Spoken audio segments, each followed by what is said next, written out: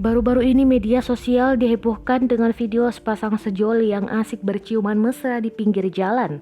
Sepasang kekasih kedapatan melakukan aksi taksnono di pinggir jalan.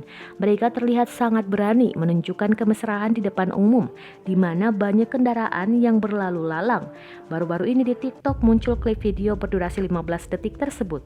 Dua anak muda yang berdiri di jalan berciuman dengan penuh gairah di depan pintu masuk universitas. Klip itu telah ditonton lebih dari 140.000 tampilan dan ribuan komentar tentang pasangan ini. Keduanya mengenakan pakaian anak-anak muda masa kini. Dalam video yang beredar, seorang pria masih terlihat duduk di sepeda motornya. Tangannya tampak mencengkram leher gadis yang berdiri di pinggir jalan. Dalam video, keduanya tampak berciuman untuk waktu yang lama.